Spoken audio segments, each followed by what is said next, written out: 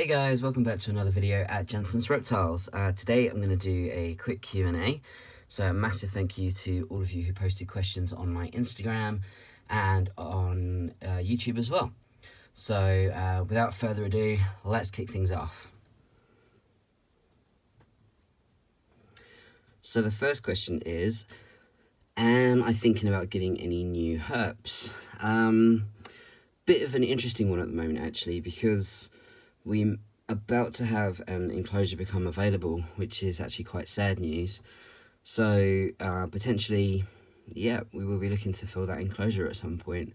So not 100% sure what will be going in it yet, but yeah, most likely looking at getting something new fairly soon actually. The second question is, would I get a Western hognose? It was never a snake that I was mad keen on getting, but actually quite recently I've been looking at them a fair bit more. I think they're crazy cute, and whilst it's not on the cards to get anytime soon, you never know, maybe some point in the future I can. Okay, so next question is, will I do a room tour again, but this time explain each of the enclosures and the animal?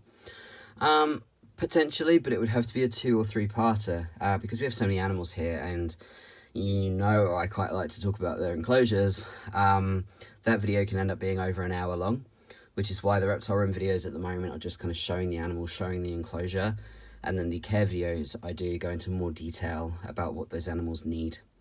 So actually, let me know in the comments below which structure you prefer, and I can definitely do that in the future.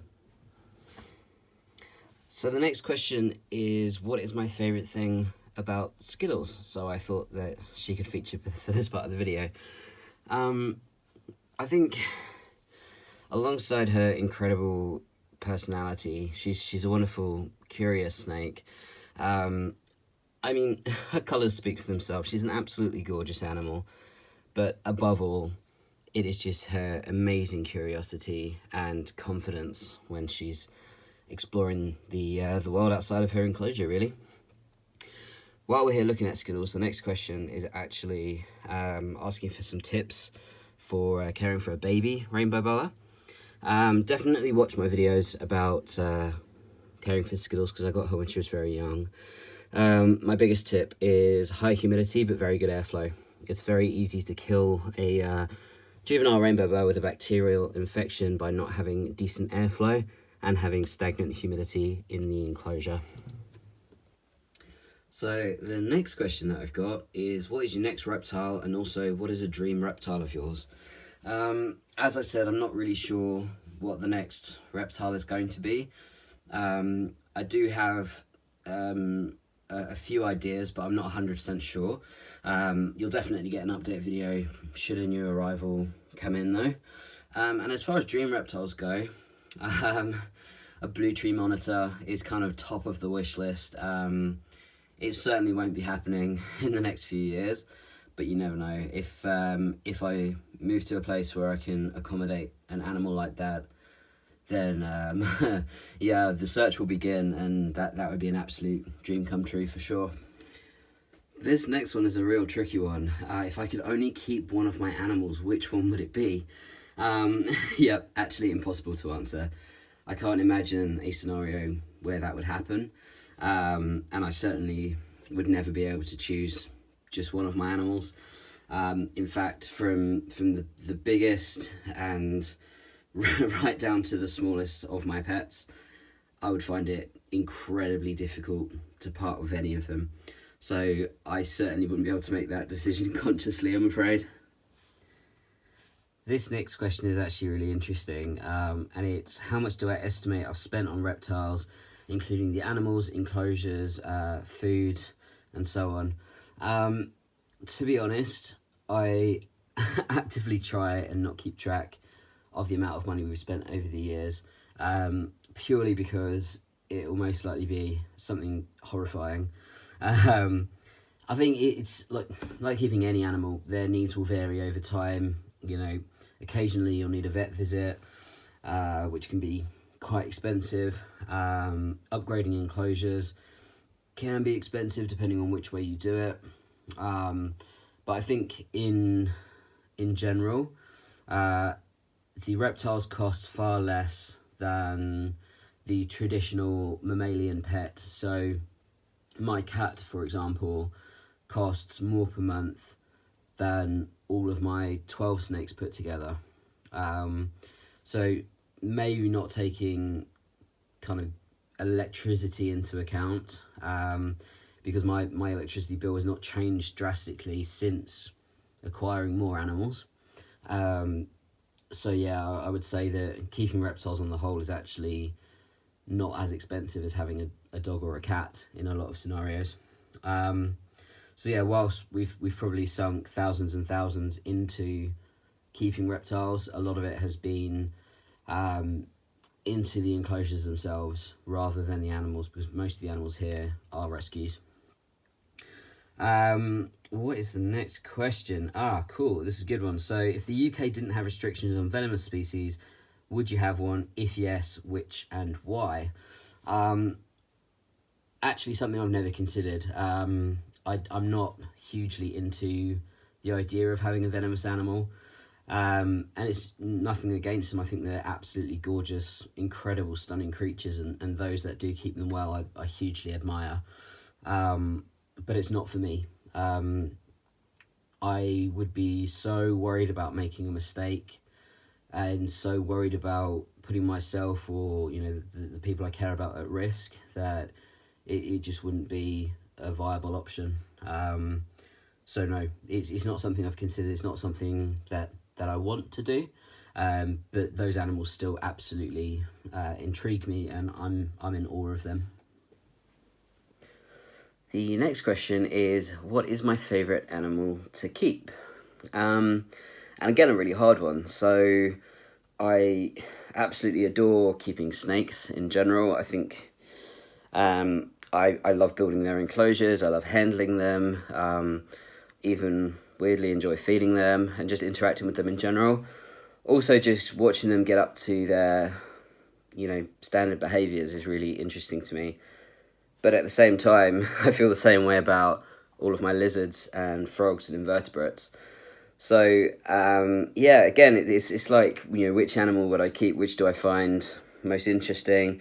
It's so difficult to know. I find them all massively interesting for different reasons. But I would say if I did have to pick my absolute favourite, I think it might be snakes. I'm not 100% sure, but probably snakes. So the next question is a little bit bittersweet for me, really, because it is what got you into reptile keeping. And the reason I got into reptile keeping is it's going to be leaving my life soon, sadly. So it's my little bearded dragon, Yoshi, and as you can see, he's not doing so well.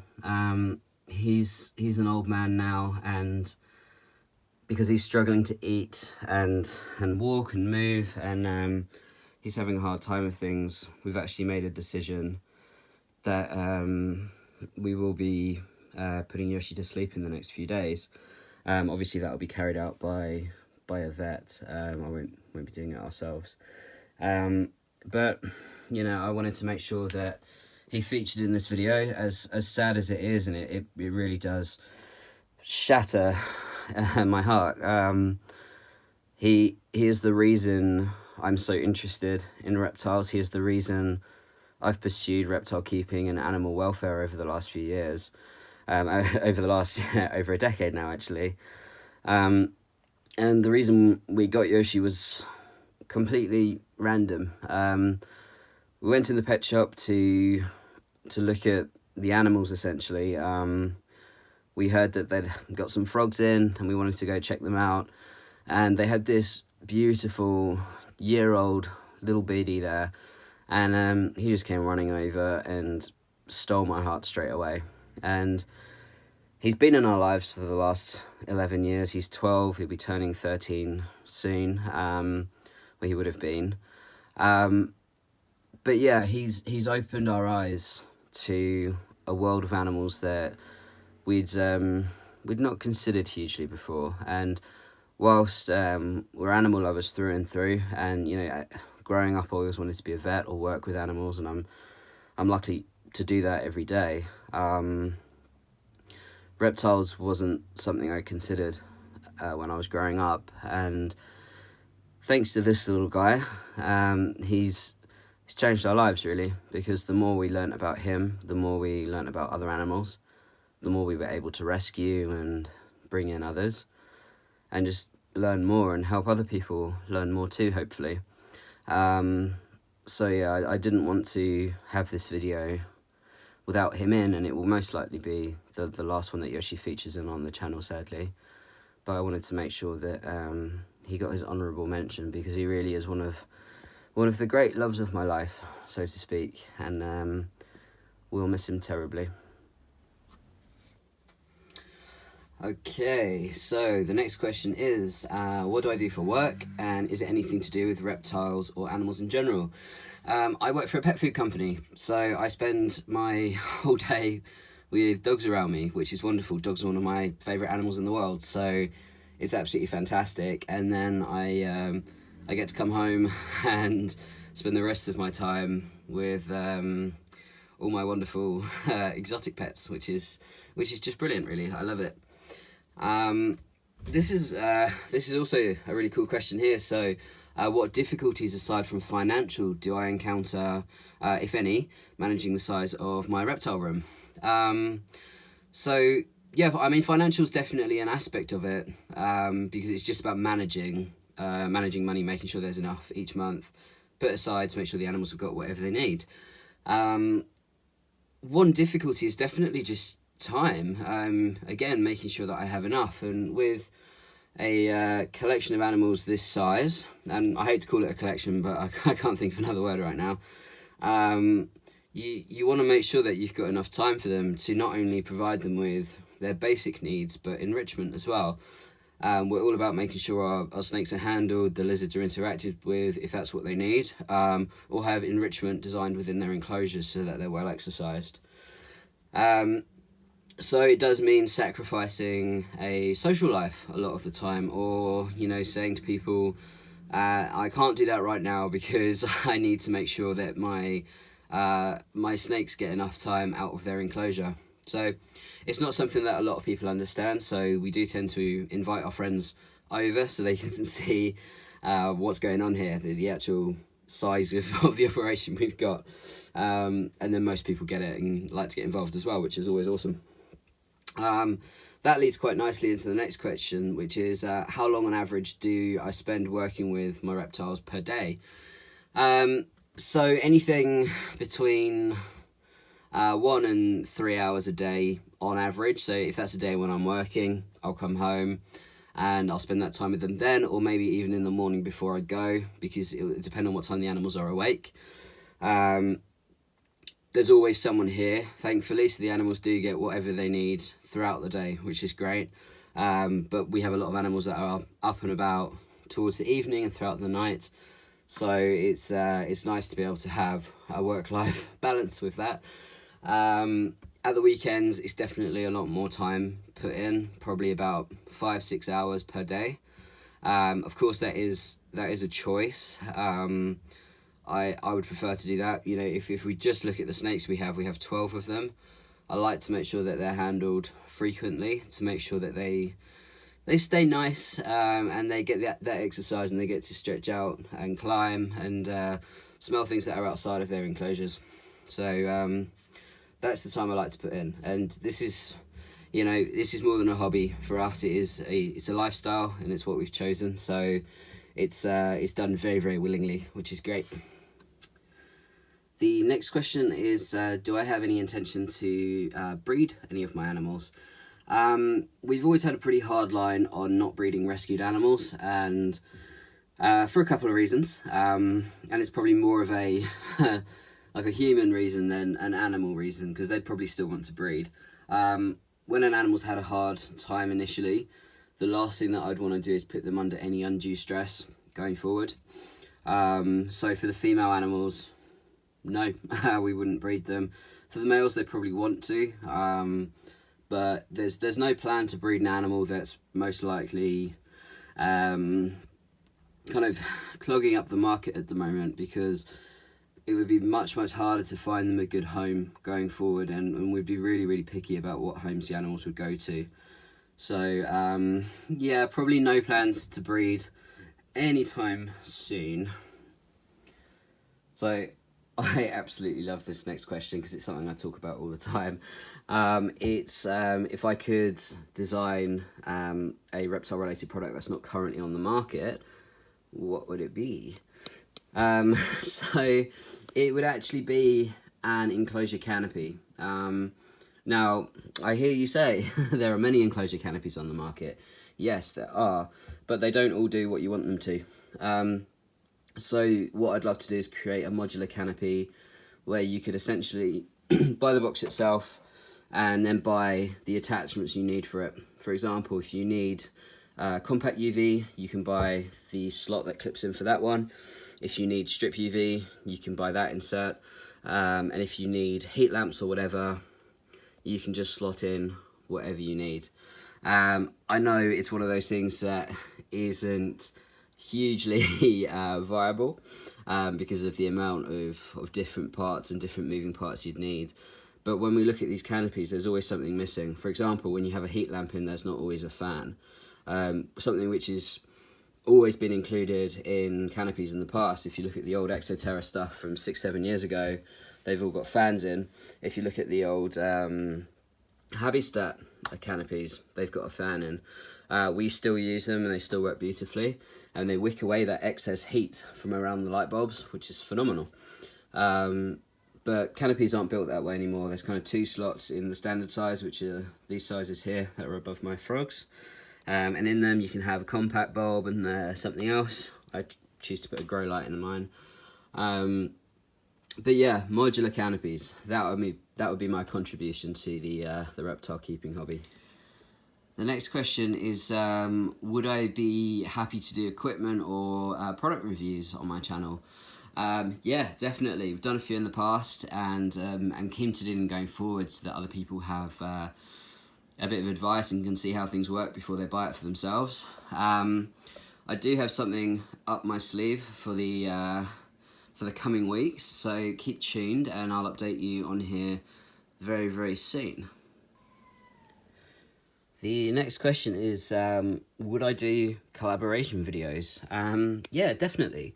I would probably be a little bit picky, to be honest, to make sure that whoever I collaborated with had the same views and opinions as me, which I think is fair. Unless it was a kind of a debate kind of video, it could get a little bit awkward.